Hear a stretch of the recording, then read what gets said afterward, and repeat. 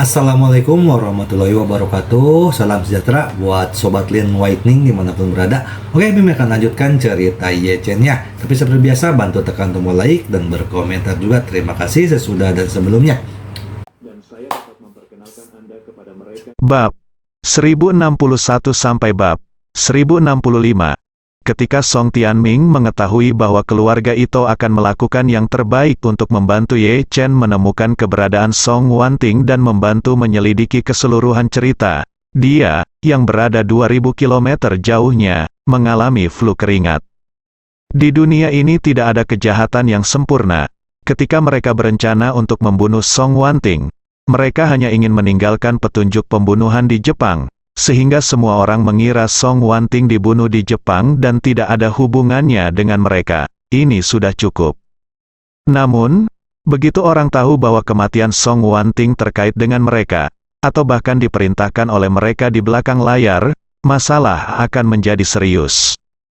Belum lagi orang tua itu akan marah, dan lembaga penegak hukum dalam negeri tidak akan membiarkan mereka pergi meskipun mereka melakukan kejahatan di luar negeri. Pada akhirnya, warga negara mereka sendiri yang dibunuh, dan hukum negara mereka sendiri menerapkan. Terlebih lagi, begitu dunia luar tahu bahwa ayah dan anak mereka membunuh Song Wanting, reputasi mereka dan seluruh keluarga Song pasti akan anjlok. Pada saat itu, bahkan jika ayah dan anak mereka cukup beruntung untuk lolos dari hukuman hukum, mereka akan dianggap sebagai tikus jalanan sepanjang hari dan semua orang akan berteriak dan memukuli mereka. Memikirkan hal ini, Song Tianming segera mengambil keputusan, dan berkata, "Yang mulia, jika Anda lari kembali sekarang, itu pasti akan memberitahu Ye Chen bahwa Anda memiliki masalah.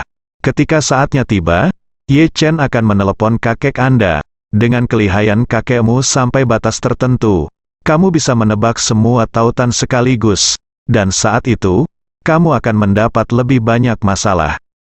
Song Rongrong tersedak dengan gugup. "Ayah, menurutmu apa yang harus aku lakukan sekarang? Kekuatan keluarga Ito terlalu kuat. Dengan bantuan mereka, saya khawatir masalah ini akan terungkap dalam beberapa hari, dan pada saat itu, saya akan tamat." Song Tianming segera menghibur, "Yang mulia, harap tenang, turun dan tunggu kabarku. Setelah kembali beberapa saat, cari kesempatan untuk memberi obat pada kakekmu." Saat dia mengatakan itu, Song Tianming mencibir, "Selama yang lama menjadi pasien demensia, saya akan menggunakan penyakitnya yang tiba-tiba sebagai alasan untuk segera menelepon Anda kembali dari Jepang. Dengan cara itu, Ye Chen seharusnya tidak mencurigai Anda di atas dari itu. Pada saat itu, kami akan menjual semua aset keluarga Song secepat mungkin di negara tersebut, dan kemudian mengubahnya menjadi dolar AS sebelum masalah ini terungkap sepenuhnya. Kami akan berimigrasi ke Amerika Serikat atau Kanada dengan puluhan miliar dolar dalam aset." Song Rongrong bertanya dengan tergesa-gesa, "Ayah, berapa lama waktu yang diperlukan untuk hal lama itu berlaku setelah minum obatmu?" Song Tianming berkata, "Jika saya menambah dosisnya sedikit, mungkin akan paling lama beberapa jam. Kurasa malam ini, dia akan menjadi pasien demensia pikun." Song Rongrong menghela napas lega dan berkata, "Kalau begitu, bisakah aku terbang kembali besok pagi?" Song Tianming bersenandung dan berkata, "Jika semuanya berjalan dengan baik, besok pagi semua orang akan mengetahui bahwa kakekmu tiba-tiba mengalami demensia, dan kemudian aku akan memberitahumu untuk segera kembali, dan kemudian aku akan segera mewarisi kepala keluarga Song, dan kemudian aku dapat dengan cepat menjual semua aset."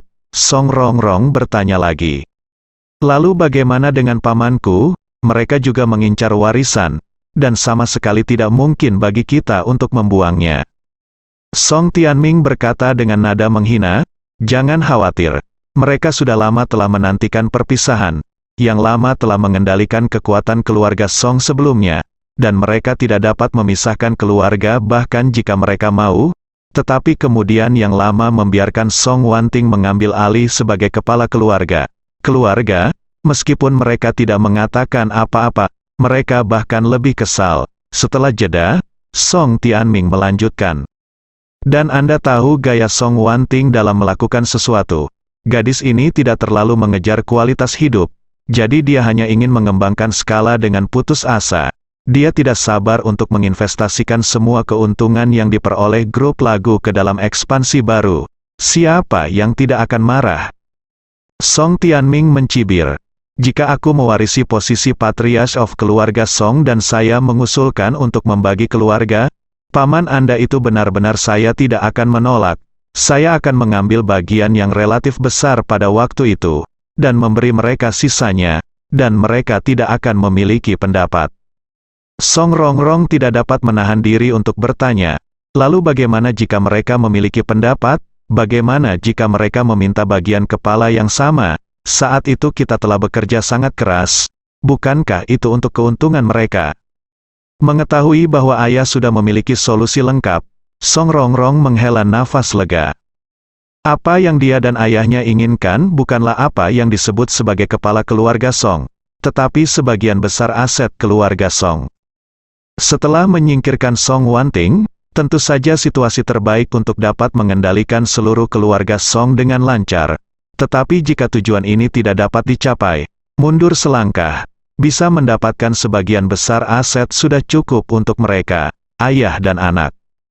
Oleh karena itu, Song Tianming tidak takut pembunuhan Song Wanting akan terungkap, dia hanya takut hal itu akan terungkap terlalu dini.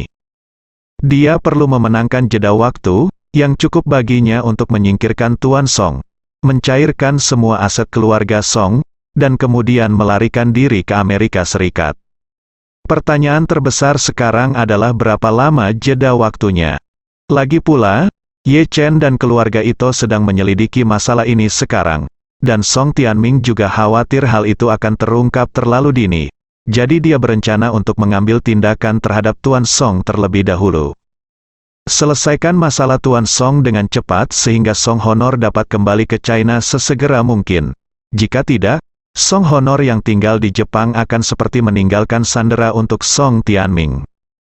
Pada zaman dahulu, dua negara yang bermusuhan atau saling mengancam sering bertukar proton.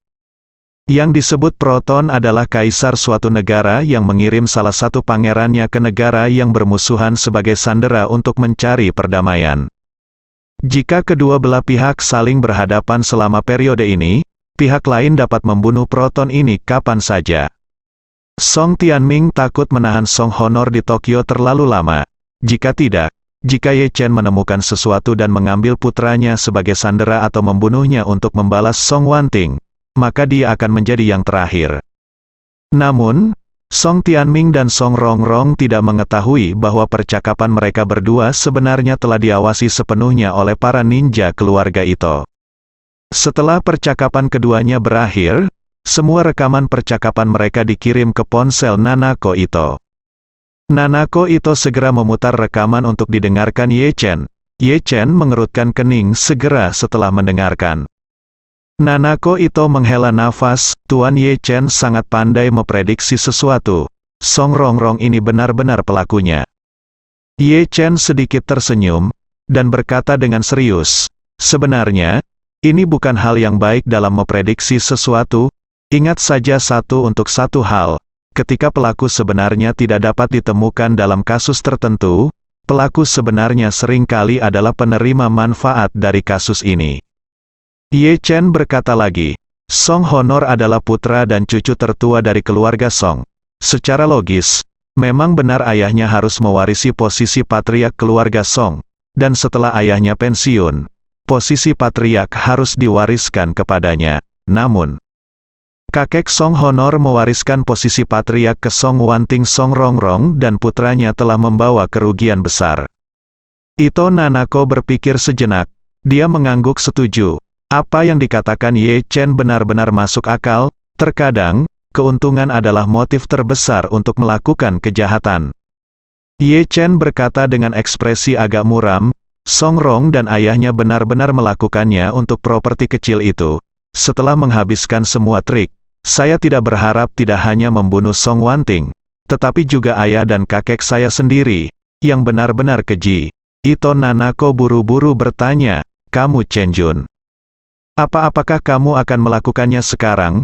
Apakah kamu ingin aku membiarkan seseorang menahan Song Honor? dan kemudian memaksa ayahnya untuk menyerah. Ye Chen mencibir, ini mungkin dilakukan, tetapi ada risiko tertentu. Ito Nanako bertanya, Tuan Ye Chen, apa risikonya? Chen dengan serius menjelaskan, jika Song Tianming bersedia menyerahkan Song Honor, bahkan jika saya membunuh Song Honor, tidak mungkin menghentikannya. Nanako Ito bertanya lagi, Tuan Ye Chen, apa yang akan Anda lakukan? Ye Chen tersenyum, saya ingin memberi mereka rencana. Rencana? Ito Nanako bertanya dengan heran, Tuan Ye Chen, seperti apa? Rencanakan saja. Ye Chen berkata sambil tersenyum. Bukankah Song Rongrong dan ayahnya berpikir bahwa peluang Song Wanting untuk bertahan hidup tipis? Juga, bukankah mereka berpikir bahwa Tuan Song pasti akan menjadi demensia, jika mereka benar-benar berhasil, dan saya benar keluarga Song mengumumkan bahwa pencarian di Tokyo tidak menemukan apa-apa, akankah Song Rongrong dan ayah serta putranya menarik napas lega? Nanako Ito mengangguk dan berkata, itu pasti. Ayah dan anak mungkin senang merayakannya dengan kembang api. Jinling, keluarga Song, begitu Song Tianming kembali, dia berpura-pura gugup dan pergi ke Tuan Song untuk bertanya, wajahnya penuh perhatian pada Song Wanting. Kakek Song menatap putra sulungnya, sangat bingung.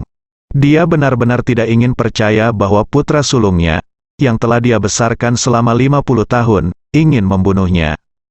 Jika kata-kata ini berasal dari orang lain, Tuan Song tidak akan pernah mempercayainya.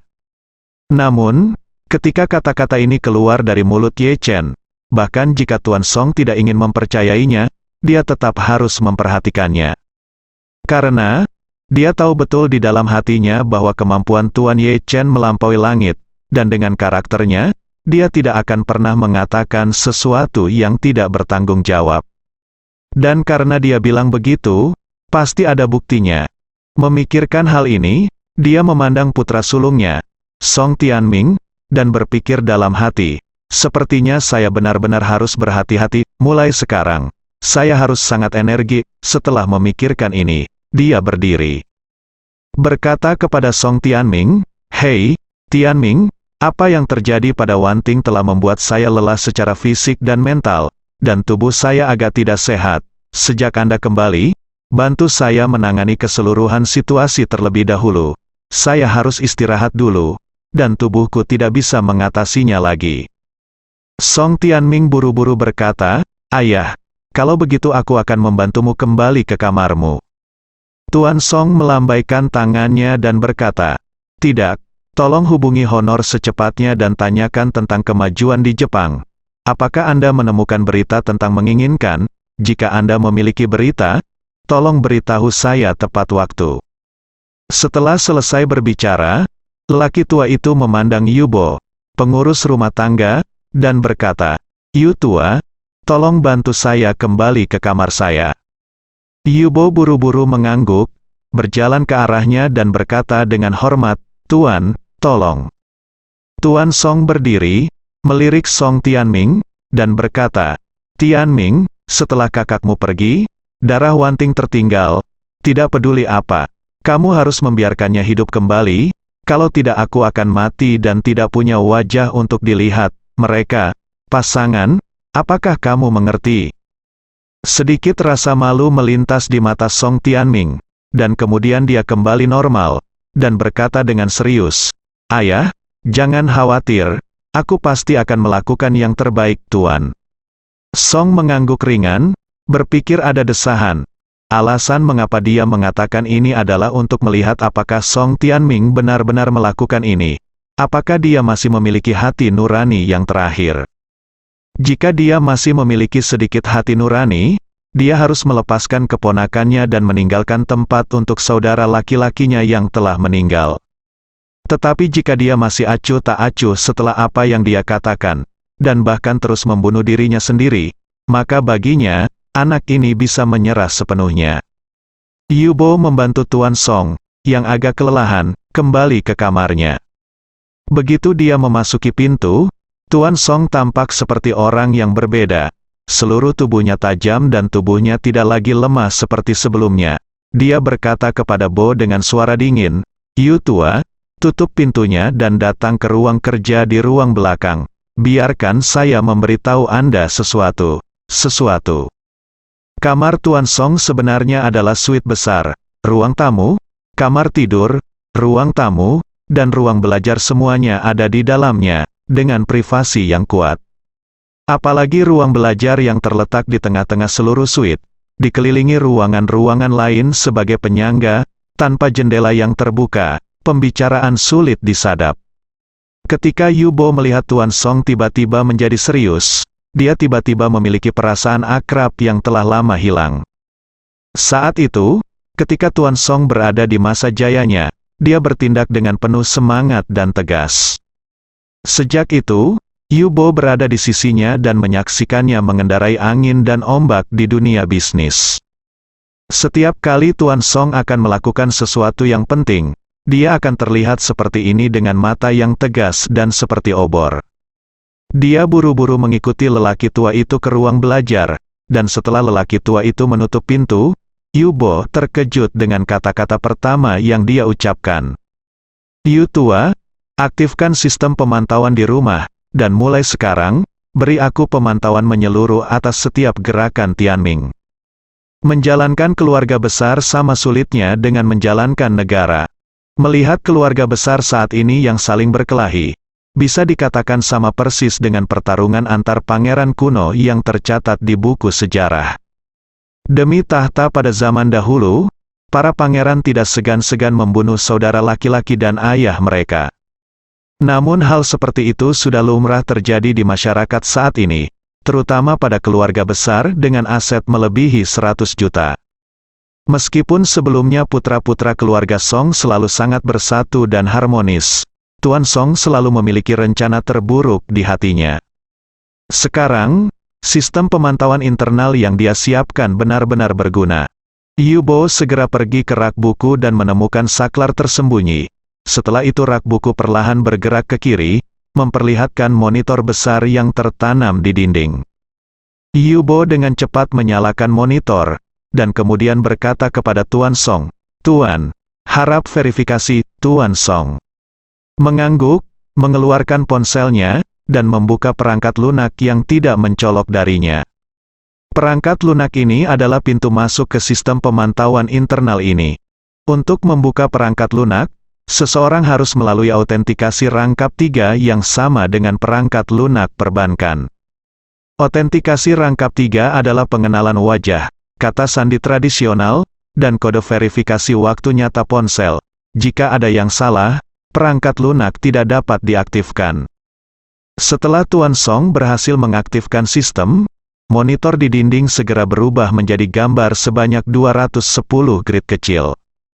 Gambar-gambar dalam 210 kisi kecil ini berasal dari 210 kamera dengan posisi berbeda.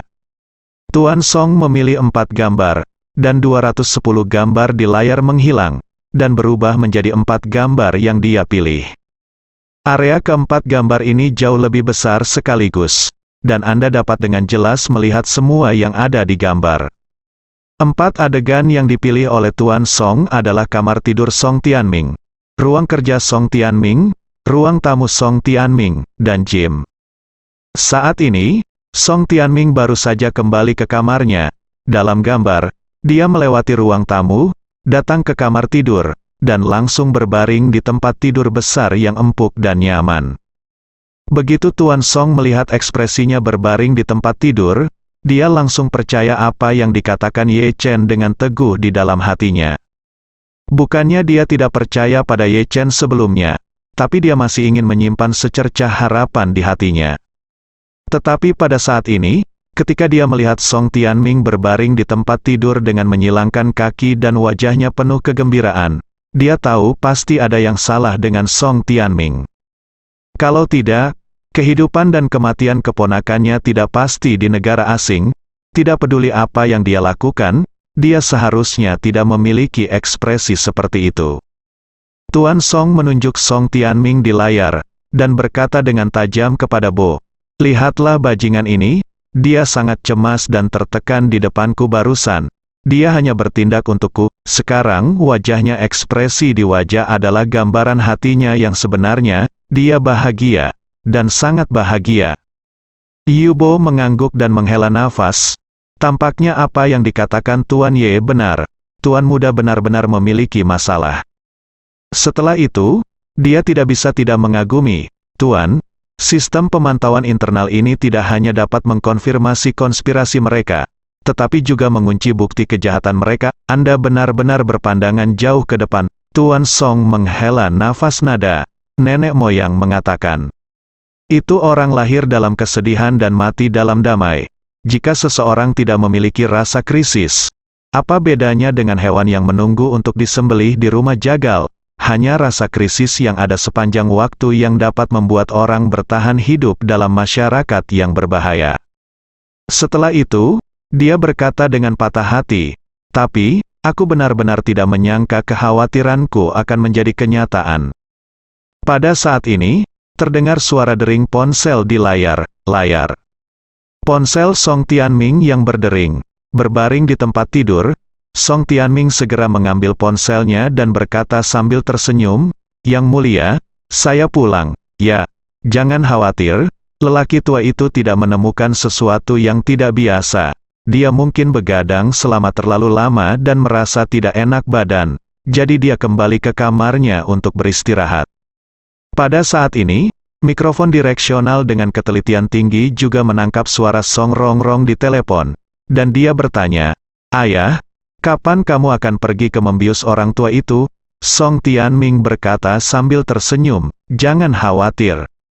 Tidak ada kenyataan yang cocok sekarang, saya baru saja memerintahkan dapur untuk memasak semangkuk sarang burung untuk kakek Anda. Saya akan mengambilnya nanti. Tambahkan obat, lalu kirimkan ke kamarnya, dan lihat dia meminumnya dengan mataku sendiri. Song Rongrong buru-buru berkata. Lagi tanya, Ayah, berapa lama obat ini akan bekerja? Song Tianming berkata, waktu akan habis, saya akan memberi orang tua itu sedikit dosis lagi. Itu akan berlaku dalam 1 atau 2 jam setelah dia meminumnya. Song Tianming berkata Honor berkata dengan penuh semangat, itu benar-benar hebat. Ketika orang tua itu menjadi demensia, dia tidak akan memiliki kesempatan untuk mendikte urusan keluarga Song lagi. Mendengar penjelasan Tuan Song, Yubo mengangguk tanpa ragu. Tuan, jangan khawatir. Saya pasti akan mengingat apa yang Anda jelaskan, baru. Kemudian Tuan Song merasa lega, segera, dia melambaikan tangannya sedikit lemah, dan berkata, Yu tua, aku sedikit lelah, sibuklah, aku akan istirahat sebentar. Yubo berkata dengan gugup, Tuan, mengapa kamu tidak pergi ke kamar tidur untuk beristirahat? Saya di luar jaga di ruang tamu, atau saya benar-benar khawatir. Tuan Song tersenyum kecut, dan bertanya kepadanya, apakah Anda takut tidak akan bersama saya ketika mereka membius saya? Iya. Mata Yubo merah, dan dia berkata dengan sangat serius, Tuan, Tuan Ye memang sangat kuat, tapi saya sangat takut sesuatu akan terjadi pada hal semacam ini. Tuan Song tersenyum ringan, jangan khawatir, ada beberapa hal. Karena itu di luar kendali Anda harus dengan aman dan berani menyerahkannya kepada seseorang yang lebih mampu, dan kemudian mempercayai orang itu dengan sepenuh hati. Kemudian, Tuan Song berkata lagi, seolah-olah Anda baru saja mulai bermain game ketinggian, terjun payung. Sebelum mengumpulkan cukup waktu terjun payung, Anda harus diterjunkan oleh instruktur. Setiap kali Anda melompat dari pesawat, nasib Anda bukan di tangan Anda sendiri, tetapi di tangan instruktur di belakang Anda. Apa yang harus Anda lakukan saat ini adalah dengan berani memberikan hidup Anda kepadanya, dan biarkan orang profesional melakukan hal-hal profesional. Yubo tahu bahwa orang profesional yang dia bicarakan adalah Tuan Ye Chenye. Jadi dia mengangguk ringan dan berkata, Tuan, maka saya akan melakukan apa yang Anda katakan. Tuan Song bersenandung, lalu sedikit mengangguk, dan berkata, setelah Anda keluar, lakukan apa yang harus Anda lakukan. Jangan menelepon Anda, atau jika Anda tidak memiliki masalah penting, jangan datang kepada saya. Yubo buru-buru berkata, oke, Tuan, kalau begitu Anda bisa istirahat sebentar, saya akan keluar. Tuan Song melambaikan tangannya dan menghela nafas pelan. Hei, pergi. Setelah Yubo pergi, Tuan Song telah berada di depan monitor, mengamati putranya yang telah dibesarkan selama 50 tahun. Semakin dia menonton, semakin dia merasa bahwa pria di video itu semakin tidak dikenalnya. Dalam video tersebut, Song Tianming berulang kali memainkan ramuan di tangannya. Ekspresinya saat ini tidak menunjukkan keraguan, tetapi jelas bersemangat dan tidak dapat menahan diri. Hati lelaki tua Song penuh dengan abu, dan dia semakin yakin bahwa putranya hampir tidak memiliki keterikatan atau kebaikan terhadapnya. 1 jam kemudian, Song Tianming, yang sudah lama tidak bisa menahan diri, tidak bisa lagi duduk diam. Dia tidak ingin menunggu lebih lama lagi, jadi dia bangkit dan pergi ke dapur belakang. Sesuai petunjuknya, juru masak telah merebus sarang burung walet dengan gula batu. Begitu Song Tianming datang, dia bertanya, apakah sarang burung rebus sudah siap untuk tuannya? Koki buru-buru berkata, kembalilah ke tuan muda, saya harus menunggu 10 menit. Song Tianming melambaikan tangannya, tidak, orang tua itu lapar sekarang. Saya butuh sesuatu untuk menambah kekuatan saya, berikan saja saya mangkuk, dan saya akan mengirimkannya sendiri kepada orang tua itu. Koki tidak berani tidak patuh, jadi dia buru-buru mengeluarkan mangkuk, taruh dengan hati-hati di atas nampan, dan berkata kepada Song Tianming, Tuan muda, mangkuknya sangat panas, harap berhati-hati. Song Tianming bersenandung, dan kembali ke kamarnya dengan membawa nampan. Setelah kembali ke kamar, dia mengeluarkan obat yang telah dia siapkan, dan menambahkan salah satu obat cair ke dalam sarang burung pada malam itu. Melihat pemandangan ini, Tuan Song tersenyum kecut dan menggelengkan kepalanya. Dia adalah satu-satunya di ruang belajar saat ini, dan dia tidak dapat menahan diri untuk berkata pada dirinya sendiri, Tianming, hubungan ayah anak berusia 50 tahun antara kamu dan aku telah terputus mulai hari ini. Segala sesuatu di masa lalu seperti awan yang lewat mulai hari ini, dan kamu menerbangkannya, itu benar-benar tersebar. Setelah itu, dia berdiri, mematikan sistem pemantauan, dan mengembalikan ruang belajar ke bentuk aslinya. Kemudian, dari ponsel, perangkat lunak yang mengesahkan sistem pemantauan internal juga dihapus seluruhnya. Mulai sekarang, dia siap mengikuti kata-kata Ye Chen dan mengikuti rencananya. Oleh karena itu, setelah Song Tianming memberinya obat dan sebelum Ye Chen kembali, dia menjadi pasien Alzheimer. Pasien Alzheimer tidak tahu cara menggunakan ponsel, jadi saya bahkan tidak bisa menyentuh ponsel selama ini. Oleh karena itu, untuk berjaga-jaga, akan lebih stabil untuk menghapus perangkat lunak secara langsung. Setelah itu, Tuan Song menemukan Hui Chun dan mengikis lapisan dari atas, merendamnya dalam air dan mengambilnya. Segera setelah itu, dia kembali ke tempat tidurnya dan berbaring. Pada saat ini, layar visual di kepala tempat tidur tiba-tiba menyala, dan Song Tianming muncul di layar, diikuti dengan nada dering, Turkish March, yang menyenangkan, bersambung.